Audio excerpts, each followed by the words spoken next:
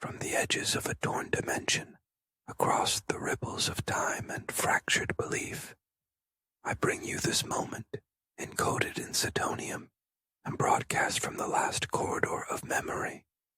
If you're hearing this, it means your soul was tuned into the frequency of remembrance. So don't just watch, align. Stage 2, It's Not Quite Clifton Eats from Adam and Eve's Tree. In the beginning, Eden was a realm of serene symmetry. At its heart pulsed two artifacts older than time itself, the forever stones. These crystalline twins, carriers of time and space, anchored the rhythm of existence and kept the lifewater flowing across creation.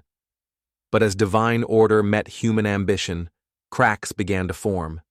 Exiles emerged, not because they were cast out, but because they stepped away, eager to write their own laws in a cosmos already composed. This stage chronicles the push and pull between those who preserved and those who rebelled. The stones were balanced until someone tried to sit on one. In Eden's sacred grove, the stones pulsed like twin heartbeats. Jehovah, the ever-watchful steward, presided over their protection. His descendants, the keepers, had one duty: maintain the flow of lifewater. But the cost of order was exile. Every choice to preserve balance pushed another soul out. The exiles, led by Kane, carried Pharaoh blood and a thirst for self-direction. They didn't want permission. They wanted power. So, Kane touched the stone of time. Naturally, time kicked back. In a moonless stretch of wilderness, Kane performed a forbidden rite. He sought to rewrite his destiny by invoking the stone of time. But the stone was not a suggestion box.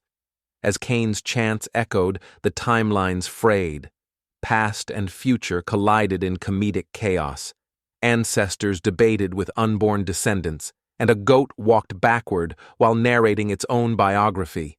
Time fractured, reality hiccuped, and Kane, ever the exile, declared, "It's working," as a pine cone aged 400 years midair. Symmetry isn't balance until it resists breaking. The keepers, sensing the distortion, acted. Jehovah and his line approached the fractured stone of time, its pulse erratic. The lifewater had thinned, its rhythm distorted. Mathematical integrity buckled under exilic tampering. With solemn precision, the keepers prepared to realign the pulse. But even here, they hesitated. Should they restore what was disrupted?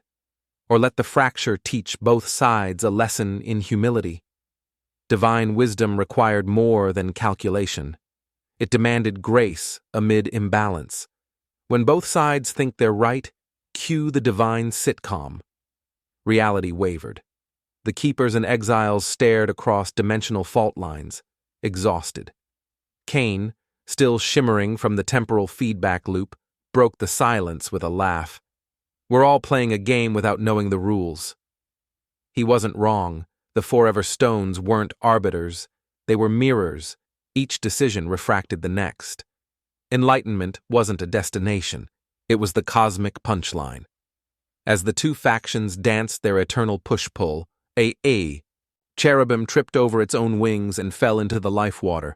Both sides burst into laughter. Dimensional commentary.